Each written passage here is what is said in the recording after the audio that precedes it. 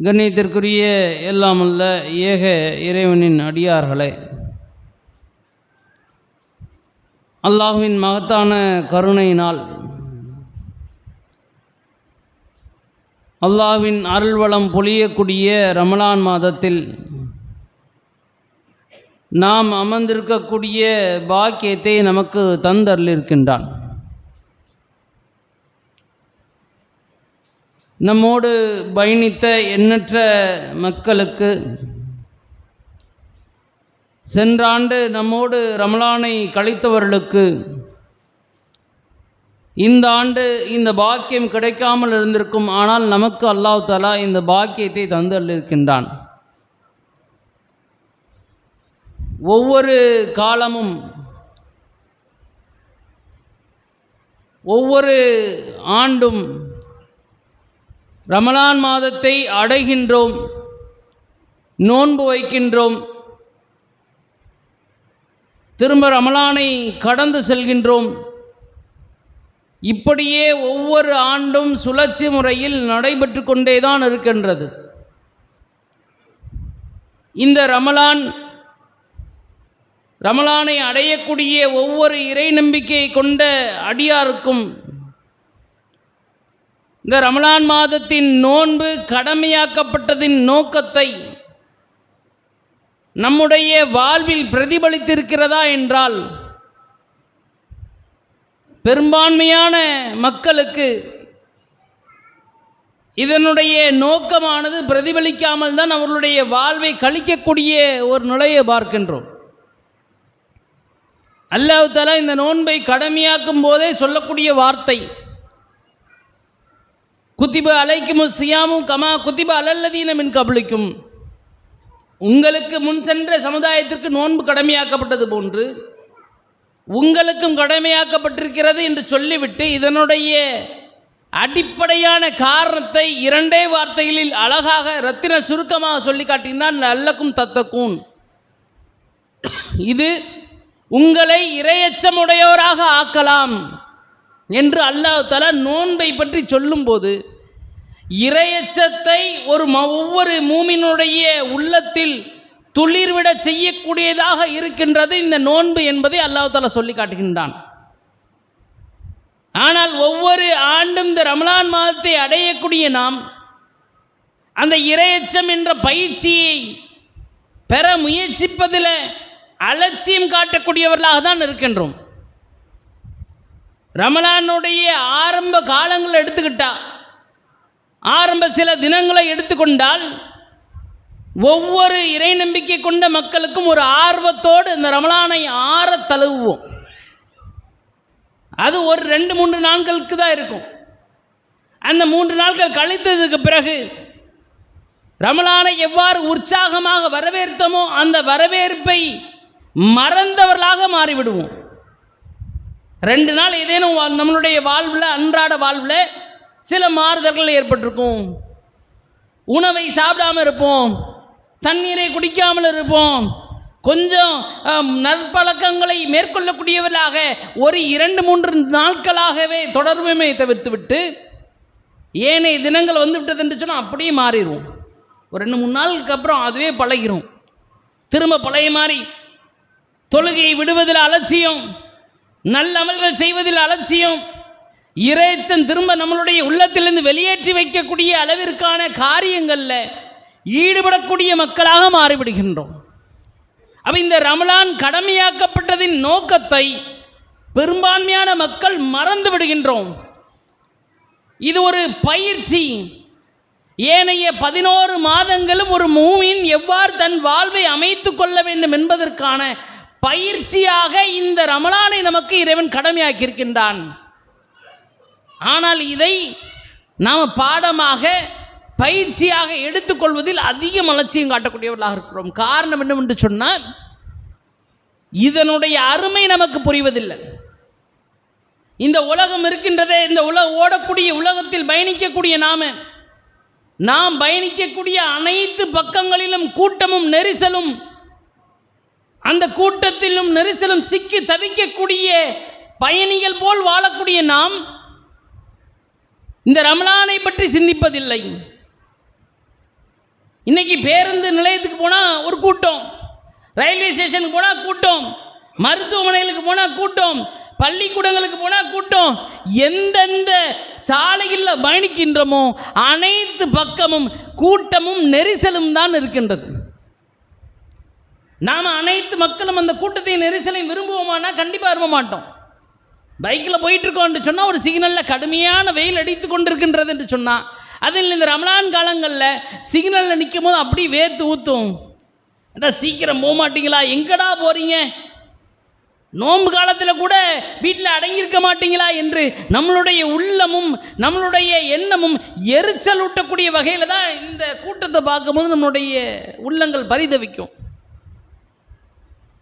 ஆனால் அல்லாஹ் இந்த ரமலானில் யார் நோன்பாளிகளாக இருக்கிறார்களோ அவர்களுக்கு எந்த கூட்டமும் இல்லாமல், எந்த நெரிசலும் இல்லாமல் பிரத்யோகமாக ஒரு அழைப்பாளரை வைத்து அவருக்கு ஒரு பரிசை கொடுக்கிறான். எப்படிப்பட்ட மக்கள் என்று சொன்னால், இந்த நோன்பின் வாயிலாக இறையச்சத்தை பாடமாக கற்று ஏனைய காலங்களில் தான் கற்ற பாடத்தை அமுல்படுத்திய நோன்பாளிகளுக்கு அல்லாஹ் கொடுக்கக்கூடிய பரிசு என்ன தெரியுமா?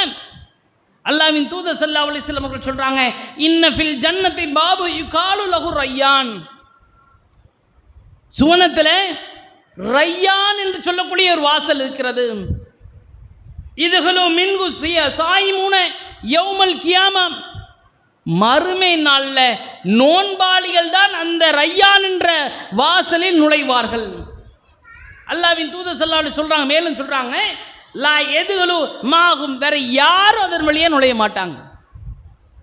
அங்கு கேட்கப்படும் அகதுன் ஹைருஹும் யுகாலு ஐனு சாலிமூன். நோன்பாளிகள் யாராவது இருக்கீங்களா, நீங்க வாங்க. யாரெல்லாம் நோன்பாளிகளாக இந்த உலகத்தில் வாழ்ந்து அதன்படி தன் வாழ்வை அமைத்து அந்த இறையச்சத்தை ஏனைய காலங்களில் அமல்படுத்தக்கூடியவர்களாக இருந்தார்களோ அவர்களுடைய பெயர் கூட்டே அழைக்கப்படும். ஒரு அழைப்பாளர், பிரத்யோகமாக ஒரு அழைப்பாளர். அங்கே எந்த கூட்டமும் கிடையாது, எந்த நெரிசலும் கிடையாது. நமக்கென்று ஒரு ரிசர்வேஷன் அந்த சுவனத்தில் இருக்கும். இந்த நோன்பின் மூலமாக பக்குவப்படுத்தப்பட்டு பயிற்சியாக நம்மளுடைய வாழ்வில் அமல்படுத்தினோம் என்று சொன்னால் நமக்கென்று ஒரு ரிசர்வேஷன் இருக்கும். இப்போ ஒரு ட்ரெயினில் போயிட்டு இருக்கோம் என்று சொன்னால், ஒரு ஃப்ளைட்டில் போகிறோம் என்று சொன்னால், ட்ரெயினில் எடுத்துக்கிட்டா அன்ரிசர்வேஷன் கோச் இருக்கும், ரிசர்வேஷன் கோச் இருக்கும். ஒவ்வொரு தரத்திற்கேற்ப, ஒவ்வொரு பணத்திற்கேற்ப, பொருளாதாரத்திற்கேற்ப ஒவ்வொரு விதமான மரியாதை இருக்கும், ஒவ்வொரு விதமான இருக்கைகள் இருக்கும். யார் தேர்ட் ஏசியில் புக் பண்ணியிருந்தா அங்கே ஒரு தனியான ஒரு நல்ல ஏசி போட்ட ஒரு அறை இருக்கும். செகண்ட் ஏசியில் புக் பண்ணால் அதை விட இன்னும் கொஞ்சம் தரம் உயர்ந்ததாக இருக்கும். அப்போ இந்த உலகத்தில் வாழும்போது நாம் நம்மளுடைய இடத்தை சுவனத்தில் முடிக்க வேண்டும் என்று சொன்னால் நாம் இந்த நோன்பின் மூலமாக நம்மளுடைய இறையச்சத்தை அதிகப்படுத்திக் கொள்ள வேண்டும். பொதுவாகவே இந்த நோன்பு வந்து விட்டது என்று சொன்னால் இறையச்சம் ஒவ்வொரு மூமின்களுடைய உள்ளத்தில் துளிரவிட தான் செய்யும். ஆனால் அதை அதிகமாக வளர்க்கக்கூடியவர்களாக நாம் இருப்பதில்லை. அப்படியே விட்டு விடுகின்றோம் அந்த இறையச்சத்தை. இந்த நோன்பு நமக்கு இறையச்சத்தை ஊட்டக்கூடிய ஒரு சாதனமாக இருக்கின்றது. அதை பயன்படுத்தி கொள்ளக்கூடியவர்களாக இருக்கணும். அது மட்டும் இல்லை, நோன்பாளிகளுக்கென்று அல்லாஹ் பல்வேறு உதவிகளை புரிகிறான். இப்போ நோன்பாளிகள் சுவனத்திற்கு போகணும் என்று சொன்னால் என்ன செய்யணும்? நன்மையான காரியங்களை செய்யணும். அல்லாஹ்வின் தூதர் ஸல்லல்லாஹு அலைஹி வஸல்லம் அவர்கள் சொல்கிறாங்க, அப்போ நன்மையான காரியங்கள் அவன் செய்ய வேண்டும் என்று சொன்னால் அவனுக்கான வழிவகைகளை, அருள் வாயில்களை அவன் செய்தான், அவனிடமிருந்து செய்தானிடமிருந்து அவன் பாதுகாக்கப்பட வேண்டும் என்பதற்காக ஏராளமான வாய்ப்புகளை ஏற்படுத்துகிறான். அல்லாஹ் தஆலா சொல்கிறான், அல்லாஹ்வின் தூதர் ஸல்லல்லாஹு அலைஹி சொல்கிறாங்களா இல்லையே, ரமலான் மாதம் வந்து விட்டது என்று சொன்னால் அந்த இரவு அந்த நேரத்தில் ஷைத்தான்களும் முரண்டு பிடிக்கும் ஜின்களும் விலங்கிடப்படுகின்றனர். நரகத்தின் வாசல்கள் மூடப்படுகின்றன, சுவனத்தின் வாசல்கள் திறக்கப்படுகின்றன, இறைவனின் அருள் வாயில்கள் திறக்கப்பட்ட நிலையிலேயே இருக்கும் என்று சொல்லிவிட்டு அல்லாஹ்வின் தூதர் ஸல்லல்லாஹு அலைஹி சொல்றாங்க, யுனாதி முனாதி, ஒரு பொது அறிவிப்பாளர் இருப்பார். அவர் என்ன செய்வார் என்று சொன்னால், ஒவ்வொரு இறை நம்பிக்கை கொண்ட அடியாருக்கும் யா யா பகியல் ஹைர் அக்பில், நன்மையை தேடக்கூடியவர்களே நன்மை அதிகமாக செய்யுங்க, நமக்கு ஊக்கமளித்து கொண்டே இருப்பார். யா பகிய ஷர்ரில் உக்சிர், தீமையை தேடுபவர்களே நீங்க தீமையிலிருந்து உங்களை தடுத்து கொள்ளுங்கள், எனக்கு சொல்லிக்கிட்டே இருப்பாரு. அதோடு இல்லை, ஒல் இல்லாகி உத்தகாவு மினன்னார், அந்த ரமலான் மாதம் வந்து விட்டது என்று சொன்னால் ஒவ்வொரு இரவிலும் அல்லாஹ் பல்வேறு மக்களை நரகத்திலிருந்து விடுவிக்கின்றான். எப்படிப்பட்ட ஒரு பாக்கியம் பாருங்க. நோன்பு பிடிக்கிறோன்னு சொன்னால் நமக்கு ஏதுவாக நன்மையை சம்பாதிக்க வேண்டும் என்பதற்காக ஒரு பிரத்யோக அழைப்பாளரை அல்லாஹ் நியமித்து, நன்மையை செய்யக்கூடியவர்களே நன்மை செய்யுங்க, தீமையை தேடுபவர்களே தீமையிலிருந்து உங்களை தடுத்துக் கொள்ளுங்கள், பொய் பேசாதீங்க, மோசடி செய்யாதீங்க, கெட்ட வார்த்தைகள் பேசாதீங்க, ஏமாற்றம் செய்யாதீங்க, வீணான பேச்சுக்களை தவிர்த்து கொள்ளுங்கள். இப்படி நமக்கு ஒரு பொது அறிவிப்பாளர் மூலமாக அல்லாஹ் ஏற்பாடு செய்து ஒவ்வொரு இறை நம்பிக்கை கொண்ட அடியாருக்கும் இப்படிப்பட்ட ஒரு வாய்ப்பை ஏற்படுத்தி தர்றான். நன்மையை செய்யுங்க, நன்மையை கொள்ளையடிங்க, இதன் மூலமாக நீ சுவனத்துக்கு வருவதற்கான ஒரு வாய்ப்பாக இந்த ரமலான் மாதம் இருக்கிறது, இதை பயன்படுத்தி கொள்ளுங்கள் என்பதற்காக அல்லாஹ் நமக்கு இப்படிப்பட்ட ஒரு வாய்ப்பை ஏற்படுத்தி தர்றான். ஆனால் நம்மளுடைய செயல்பாடுகள், பெரும்பான்மையான மக்களுடைய செயல்பாடுகள் எவ்வாறு இருக்கிறது என்று சொன்னால், நமக்கு கிடைக்கப்பட்ட இந்த நேரத்தை வீணடிக்கிறோம். ரமலான் மாதம் என்பது அதிகமான அருள்வளம் நிறைந்த மார்க்கமாக, அதிகம் நன்மைகளை அள்ளித்தரக்கூடிய மாதமாக இருக்கக்கூடிய சூழ்நிலையில் இந்த ரமலான் மாதத்தை வீணடிக்கின்றோம். மொபைல் ஃபோனில் வீணடிக்கிறோம், அதிகமான வீணான பேச்சுகளில் வீணடிக்கிறோம், வீணான செயல்களில் வீணடிக்கிறோம். அல்லாஹ் தஆலா சொல்லி காட்டுகின்றான், ரமலான் மாதத்தில் ஒருவன் வீணான காரியங்களிலிருந்து அவனுடைய செயல்களை நிறுத்தி கொள்ளவில்லை என்று சொன்னான். மன்லம் எதுவு கௌலல் ரூய் வல் அமலி பிஹி வலைஸல் இல்லாஹ், யார் பொய்யான பேச்சையும் பொய்யான நடவடிக்கைகளையும் விடவில்லையோ அவர் தாகித்திருந்தும் பலனில்லை, அவர் பசித்திருந்தும் அல்லாஹ்வுக்கு எந்த தேவையும் இல்லை. அல்லாஹ்வின் தூதர் ஸல்லல்லாஹு அலைஹி வஸல்லம் சொல்றாங்க, நோன்பு காலங்களில் ஏனைய காலங்களில் நாம் செய்யக்கூடிய செயல்பாடுகளிலிருந்து நாமே தற்காத்து கொள்ள வேண்டும். நான் நோன்பு வச்சுட்டேன், 30 நோன்பு வச்சுட்டேன், ஆனால் நான் பொய் சொல்லக்கூடிய இந்த பொய்யை சொல்லிட்டேன். நான் 30 நோன்பு வச்சேன், மொபைல்லே தன் நேரத்தை ஃபுல்லாக கழிச்சிட்டேன், தாகத்தை தாங்க முடியல, என்ன செஞ்சேன், மொபைலை பார்த்து அப்படி ரீல்ஸை ஸ்வைப் பண்ணா 4 மணி நேரம் போயிருச்சு, ஈஸியாக என்னுடைய இந்த நாள் பொழுதை கழித்து விட்டேன் என்று வீணான காரியங்களில் போய் மூழ்கி விடாதீங்க. அது ரமலானுடைய வாரம் கடந்து விட்டது என்று சொன்னாலே மக்களுக்கு மத்தியில் ஒரு பேச்சு அடிபடும். என்ன பேச்சு அடிபடும்? எங்கே ட்ரெஸ் எடுக்கலாம், எங்கே ஆடைகள் வாங்கலாம், பெருநாளுக்கான ஆடைகளை எந்த கடையில் தேர்ந்தெடுக்கலாம், என்ன சமைக்கலாம், இன்னைக்கு இஃப்தாருக்கு சமைக்கலாம், புதுசாக என்னாவது ட்ரை பண்ணலாமா, சகருக்கு எங்கே சாப்பிடலாம். இப்படியே நாம் வெறுமனே இந்த உலக காலத்திற்கு, உலக வாழ்விற்காக நாம் மறுமைக்கு செய்யக்கூடிய நன்மைக்கான காலத்தை துளைக்கக்கூடியவர்களாக இருக்கிறோம். இந்த 30 நாட்களோ 29 நாட்களோ வெறும் வெகு விரைவாக நம்மை விட்டு கடந்து சென்று விடும். எத்தனையோ ஆண்டுகளை இப்படி தான் நம்ம வீணடித்து கொண்டு வர்றோம். 40 ஆண்டுகள் நாம் வாழ்ந்திருக்கிறோம் என்று சொன்னால், 40 ஆண்டுகள் நாம் நோன்பு வைத்திருக்கிறோம் என்று சொன்னால், பெரும்பான்மையான காலங்களை வீணான பேச்சுகளிலும் வீணான காரியங்களில் தான் நம்ம வீணடிக்கிறோம். அல்லாஹ்வின் தூதர் ஸல்லல்லாஹு அலைஹி சொல்கிறாங்களே, இந்த ரமலான் மாதம் ஒரு மனிதனுக்கு கிடைக்கப்பட்டு விட்டது என்று சொன்னால், மிம்பரில் ஏறுறாங்க ஒரு முறை, நபி ஸல்லல்லாஹு அலைஹி வஸல்லம் அவர்கள் ஆமீன்றாங்க, 2வது படி ஏறுறாங்க, திரும்ப ஆமீன்றாங்க, 3வது படி ஏறுறாங்க, ஆமீன்றாங்க. சஹாபாக்களுக்கெல்லாம் ஆச்சரியம். யார சொல்லா, நீங்கள் எப்பவும் செய்யாத செயல்பாடை நீங்கள் செஞ்சீங்களே, என்ன காரணத்திற்காக செய்தீர்கள்? ஒவ்வொரு மெம்பர் படியை நீங்கள் ஏறும்போதும் நீங்கள் ஆமீன் ஆமீன்னு சொன்னீங்களே, எதற்காக சொன்னீங்க என்று கேட்கும்போது அப்போ நபி ஸல்லல்லாஹு அலைஹி வஸல்லம் சொல்கிறாங்க, முதல் படி ஏறும்போது ஜிப்ரைல் என்னிடம் வந்தார், அவர் பிரார்த்தித்தார், யார் ரமலான் மாதத்தை அடைந்து அதன் மூலமாக தன்னுடைய பாவங்கள் கழுவப்படாத நிலையில் இருக்கிறாரோ அவர் நாசமாகட்டும். நான் ஆமீன் என்று சொன்னேன்றார். அவர் ரமலான் மாதம் ஒவ்வொரு மனிதனும் அடைகின்றான் என்று சொன்னால் தான் இத்தனை காலங்கள் செய்த பாவத்தை கழுவுவதற்கான ஒரு வாய்ப்பாக பயன்படுத்திக் கொள்ளணும். பாவங்களிலிருந்து விடுபடுவதற்கான ஒரு வழியாக இந்த ரமலான் மாதத்தை நாம் பாதுகாத்துக்கு பயன்படுத்திக் கொள்ள வேண்டுமே தவிர்த்து இந்த ரமலான் மாதத்தில் எங்கே ட்ரெஸ் எடுக்கலாம், என்ன சமைக்கலாம், நம்ம என்ன பொருட்களை வாங்கி கொள்ளலாம், இப்படியே இது போன்ற காரியங்களிலிருந்து நம்மை தற்காத்து கொள்ள வேண்டும். இதெல்லாம் எதற்கு வழிவகுக்கும்? அல்லாஹ்வின் தூதர் ஸல்லல்லாஹு அலைஹி வஸல்லம் சொல்கிறாங்களா இல்லையா, அல்லாஹ்வுக்கு மிகவும் பிடித்தமான இடம் பள்ளிவாசல். ஒரு ஊரில் அல்லாஹ் மிகவும் வெறுக்கக்கூடிய இடம் கடை வீதின்றாங்க. இன்னைக்கு பர்தா போட்டு நம்மளுடைய பெண்மணிகளை பார்த்தோம் என்று சொன்னால் ஒவ்வொரு துணிக்கடையிலும் ஏறி இறங்கி முழுக்க ரமலானை துணிக்கடையிலே வீணடிக்கக்கூடிய நிலையை பார்க்குறோமா இல்லையா? ரமலான் எதற்காக வழங்கப்படுகின்றது? இறைச்சை தூண்டுவதற்காக. ஆனால் நாம முழுக்க இது போன்ற கடை வீதிகளிலேயே முக்கால்வாசி காலங்களை கழித்து விடுகின்றோமே. அப்ப ரமலான்ல எங்க பாவத்தை கழுவுகின்றோம்?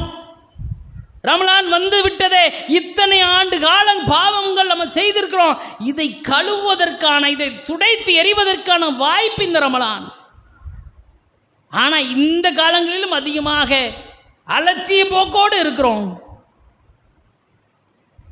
அப்படிப்பட்ட ஒரு அழகிய வாய்ப்பை பயன்படுத்தாத மக்களாக இருக்கிறோம். அப்ப இந்த ரமலான் நம்மளுடைய உள்ளத்தில் என்ன தாக்கத்தை ஏற்படுத்துகின்றது? ரமலானை சரியாக பயன்படுத்திக் கொள்கின்றோமா? பெரும்பான்மையான மக்கள் இதை செய்வதில்லை. அல்லாஹ்வின் தூதர் ஸல்லல்லாஹு அலைஹி சொல்றாங்க, அஸ்ஸியாமுன் ஜுன்னா, ஒரு நரகத்தை விட்டு காப்பதிலிருந்து நோன்பு ஒரு கேடயமாக இருக்குது. வஹிஸ்னு ஹசீனன் மினன்னார், அது மட்டுமில்லை, கேடை மட்டுமில்லை, ஒரு உறுதியான கோட்டையாக இருக்கிறது. நரகத்திலிருந்து காப்பாற்றப்பட வேண்டியதற்கான ஒரு அழகிய கோட்டையாக இருக்கின்றது என்று அல்லாஹ்வின் தூதர் ஸல்லல்லாஹு அலைஹி வஸல்லம் சொன்னாங்களே, இதை கேடயமாக, நரகத்திலிருந்து பாதுகாக்கக்கூடிய கேடயமாக நாம் பயன்படுத்திக் கொள்கின்றோமா? இன்னும் ஏராளமான சிறப்புகள் இருக்குது. அல்லாஹ் தஆலா சொல்லி காட்டிங்க. அல்லாஹ்வின் தூதர் ஸல்லல்லாஹு அலைஹி வஸல்லம் சொல்லும்போது, ஜிஹாது, ஒவ்வொரு ஜிஹாதையும் நோன்பு பிடிக்கக்கூடிய ஒவ்வொரு அடியானையும் இணைத்து நபி ஸல்லல்லாஹு அலைஹி வஸல்லம் சொல்கிறாங்க, அல்லாஹ்வின் பாதையில் போர் புரிபவர் ஒரு நாள் நோன்பு நோக்கும் அடியாரின் முகத்தை, இந்த ரெண்டு பேர்த்தையும் சொல்லிவிட்டு, அந்த ஒரு நாளுக்கு பகரமாக 70 ஆண்டுகள் பயண தொலைவிற்கு நரகத்திலிருந்து அல்லாஹ் அப்புறப்படுத்தாமல் இருப்பதில்லை. ஒரு நாள் நோன்பு முடிச்சிட்டோம்னா எவ்வளவு ஆண்டுகள்? 70 ஆண்டுகள் பயண தொலைவிற்கு நரகத்திலிருந்து நம்மளுடைய முகத்தை அப்புறப்படுத்துகின்றார் என்று சொன்னால், சுவனத்திற்கு போவதற்கான வழிவகைகளை அல்லாஹ் அழகிய முறையில் ஏற்படுத்தி தர்றான். அதனால தான் அல்லாஹ்வின் தூதர் ஸல்லல்லாஹு அலைஹி வஸல்லம் சொன்னாங்க, இந்த ரமலான் அடைந்து அதன் மூலமாக ஒரு மூமினின் பாவங்கள் கழுவப்படவில்லையோ அவன் நாசமாகட்டும் என்று சொல்வதற்கான காரணம் என்ன? இவ்வளவு அழகிய வாய்ப்புகள், இவ்வளவு அருள் வாயில்கள் அவனுக்கு திறந்து வைக்கப்பட்ட நிலையிலும் அவன் ஓடக்கூடியவனாக இருக்கிறான். எதை நோக்கி? இந்த உலக வாழ்வை நோக்கி ஓடக்கூடியவனாக இருக்கிறான். இந்த உலகத்தில் இருக்கக்கூடிய இன்பங்களுக்காக ஓடக்கூடியவனாக இருக்கிறான். இந்த உலகத்தில் இருக்கக்கூடிய சுகபோகங்களில் ஊறி திளைக்கக்கூடியவனாக இருக்கிறான். இறை அச்சம் அற்றவனாக மனிதன் வாழ்கின்றான். அதனால தான் அல்லாஹ் தஆலா சொல்லி காட்டுகிறான், வல் அஸ்ர், காலத்தின் மீது சத்தியமாக, இன்னல் இன்சான் லஃபீ ஹுஸ்ர், மனிதன் நஷ்டத்தில் இருக்கிறான். மனிதன் நஷ்டத்தில் இருக்கிறான். ஏன் என்று சொன்னால், இல்லல்லதீன ஆமனு வ அமிலு ஸாலிஹாத், இறை நம்பிக்கை கொண்டு நற்செயல்கள் செய்து உண்மையை கடைபிடிக்குமாறு அறிவுறுத்தக்கூடியவர்களும் பொறுமையை மேற்கொள்ளுமாறு அறிவுறுத்தக்கூடியவரையும் தவிர மற்ற அனைத்து மக்களும் நஷ்டத்தில் தான் இருக்கிறாங்க. அல்லாஹ் சொல்லக்கூடிய ஸ்டேட்மெண்ட். அப்ப நாம எப்படிப்பட்ட ஒரு அடியானாக இருக்கிறோம்? இறை நம்பிக்கை கொண்ட, இறை அச்சம் கொண்ட அடியானாக இருக்கிறோமா? நல்லதை செய்யக்கூடியவர்களாகவும் நல்லதை ஏவக்கூடியவர்களாக இருக்கிறோமா? இன்னைக்கு சில மனிதர்கள் என்ன பண்ணுவாங்க, தான் கரெக்டாக தொழுவாங்க, நோன்பு வைப்பாங்க, குர்ஆன் ஓதுவாங்க, அமல்களில் ஈடுபடுவாங்க, தான் குடும்பத்தில் இருக்கக்கூடிய மக்கள்கிட்ட எடுத்து சொல்ல மாட்டோம். அல்லாஹ் அவர்களையும் சேர்த்து தான் சொல்கிறான். யார் நல்லதை ஏவுமாறு அறிவுறுத்துகின்றாரோ அவர் நஷ்டத்தில் இல்லை, மற்ற மக்கள் எல்லாம் நஷ்டத்தில் இருக்கிறாங்க. யார் பொறுமையை மேற்கொள்ளுமாறு அறிவுறுத்தி பொறுமையை மேற்கொள்ளக்கூடியவராக இருக்கிறாரோ அவர் நஷ்டத்தில் இல்லை, மற்ற மனிதர்கள் அனைவரும் நஷ்டத்தில் இருக்கிறாங்க. யார் இறையச்சம் கொண்டவராக நல்லறம் செய்யக்கூடியவராக இருக்கிறாரோ அவர் நஷ்டத்தில் இல்லை, அவரை தவிர மற்ற அனைத்து மக்கள் நஷ்டத்தில் இருக்கிறாங்க. அப்போ நாம் எப்படிப்பட்ட சூழ்நிலையில் இருக்கிறோம் என்பதை நாம் தீர்மானித்துக் கொள்ளணும். காலங்கள் ஓடிக்கொண்டே இருக்கும்.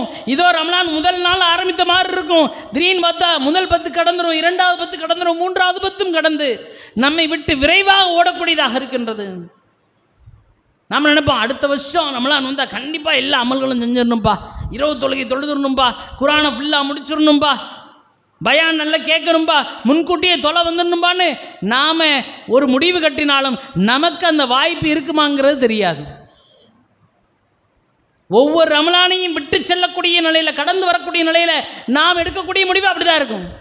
அடுத்த வருஷம் ரமலான்லையாவது இரவு தொழுகை தஹஜ்ஜுத் தொழுகை தொழுதுடணும்பா, கடைசி இரவின் கடைசி நேரத்தில் நம்ம தொழணும்பா அப்படின்னு நியத் வைப்போம். அவ்வளோதான், அடுத்த வருஷம் வரும், அப்படி கடந்து போவோம். இப்படி நம்மளுடைய வாழ்வு கடந்து வேகமாக ஓடக்கூடியதாக தான் இருக்கும். இப்படியே ஓடி ஓடி ஓடி ஓடி ஒரு குறிப்பிட்ட காலம் வரைக்கும் ஓடிவிட்டு அதுக்கப்புறம் இறைவன்கிட்ட போய் எந்த சாக்கு போக்கும் சொல்ல முடியாது. இறைவா எனக்கு அவகாசம் பத்தாது, எனக்கு சிறிது காலம் எனக்கு அவகாசம் கொடு என்று கேட்டால் அங்கு ஒருபோதும் அவகாசம் கொடுக்கப்பட மாட்டாது. அல்லாஹ் தஆலா சொல்லி காட்டுகின்றான். நரகத்தில் சில மனிதர்கள் கதறிக்கொண்டிருப்பார்கள், இறைவா எங்களை இங்கேருந்து வெளியேற்றி விடு இறைவா. நாங்கள் பூமியில் வாழும்போது தீமையை செய்யக்கூடியவனாக இருந்தோம், இறைச்சம் இல்லாதவனாக இருந்தோம், பொய் சொல்லக்கூடியவனாக இருந்தோம், மோசடி செய்யக்கூடியவனாக இருந்தோம், வட்டி வாங்கக்கூடியவனாக இருந்தோம், வரதட்சணை வாங்கக்கூடியவனாக இருந்தோம், உன்னை நினைக்காதவர்களாக இருந்தோம், உன்னை மறுக்கக்கூடியவர்களாக இருந்தோம், உனக்கு இணை கற்பிக்கக்கூடியவர்களாக இருந்தோம். இதெல்லாம் இனி செய்யாமல் நல்லது நான் செஞ்சுட்டு வந்துடுறேன்னு சொல்லி அவகாசம் கேட்பானாம். அப்போ அல்லாஹ் சொல்வானாம், அவலம் அம்மிருக்கும் மாயத்தக்கர் மந்ததக்கர், சிந்திப்பவர் சிந்திக்கக்கூடிய காலம் வரைக்கும் உனக்கு அவகாசம் நான் வழங்கலையா? ஒரு அறிவாளியாக இருந்தால் பூமியில் வாழும்போது ஒரு அறிவு உடைய ஜீவனாக இருந்தால் அவனுக்கு உரைக்கக்கூடிய காலம் வரைக்கும் உனக்கு அவகாசம் கொடுத்திருந்தன. அது வரைக்கும் நீ என்ன செய்து கொண்டிருந்தாய்? அப்ப நீ சிந்திக்கவில்லையா? இப்போது உனக்கு எந்த அவகாசம் தரப்படாது என்று சொல்லி உனக்கும் இந்த உலகத்திற்குமான திரை போடப்படும். அவனுக்கு மரணம் நெருங்கும் போதும் நரகில் அவன் புரட்டப்படும் போதும் அவனுக்கு எந்த அவகாசம் அளிக்கப்பட மாட்டாது. 60 வயசுக்கு மேலே தொழுதுக்கலாம், 60 வயசுக்கு மேலே ஹஜ்ஜு செஞ்சுக்கலாம், 60 வயசுக்கு மேலே குர்ஆன் ஓதிக்கலாம், இப்படின்னு ஒரு கூட்டம் இருக்கும். அல்லாஹ்வின் தூதர் ஸல்லல்லாஹு அலைஹி சொல்கிறாங்க, ஒருவர் 60 வயதை அடைந்து விட்டால் அதற்கு மேல் அவர் வாழ்நாள் குறித்து இறைவன்கிட்ட எந்த சாக்கு போக்கு சொன்னாலும் ஏற்க போகிறது கிடையாது. இறைவன் எனக்கு 60 வயசு பத்தாது, நான் நல்லமல்கள் எனக்கு போதாது, இன்னும் நல்லமல்கள் செய்யணும்னு சொல்லி இன்னும் எனக்கு காலத்து கேட்டால் அவன் இவ்வளோ நாளாக எப்போ எவ்வாறு கழித்தா என்று கேட்கும்போது, இறைவன் என் பிள்ளைக்காக உழைச்சேன், என் பேர பிள்ளைகளுக்காக சொத்து சேர்த்தேன், என் குடும்பத்துக்காக சமைத்து கொடுத்தேன், என் வீட்டில் இருக்கக்கூடிய கணவனையும் பிள்ளைகளையும் மாமியாரையும் மாமனாரையும் பார்த்து கொண்டிருந்தேன், இதிலேயே நேரத்தை கழிச்சிட்டேன்னு சொல்லி ஏதாவது சாக்கு போக்கு சொன்னா இறைவன் இந்த சாக்கு போக்குகளை ஒருபோதும் ஏற்றுக்கொள்ள மாட்டான். இந்த சாக்கு போக்குகளை அங்கீகரிக்க மாட்டான். அதனால தான் அல்லாஹ் தஆலா சொல்லி காட்டினான், காலத்தின் மீது சத்தியமாக உங்களுக்கு அவகாசம் என்பது கிடைக்காது. காலம் வேகமாக ஓடிக்கொண்டிருக்கும், ஒவ்வொரு ஆண்டும் மின்னல் வேகத்தில் ஓடிக்கொண்டிருக்கும். இப்போதான் சென்ற ஆண்டு ரமலானை அடைந்த மாதிரி இருக்கும், இப்போதான் நம்மை விட்டு ஹஜ்ஜு பின்னால் கடந்து சென்ற மாதிரி இருக்கும், அடுத்த ரமலான் வந்தாச்சு. வேகமாக ஓடிக்கொண்டே இருக்கும். இந்த காலத்தை பயன்படுத்தி கொள்ள வேண்டும். நமக்கு கிடைக்கப்பட்ட இந்த காலமானது இறைவன் நமக்கு கொடுத்த ஒவ்வொரு பாக்கியம், ஒவ்வொரு மணித்துளிகளும் நல்ல அமல்களை செய்வதில் அதிகம் ஈடுபடுத்திக் கொள்ள வேண்டும். இறைவனை நினைப்பதை விட்டும் நம்மளுடைய சிந்தனையானது இந்த உலக வாழ்வில் மூழ்குவதை விட்டும் நம்மை நாமே தற்காத்து கொள்ள வேண்டும்.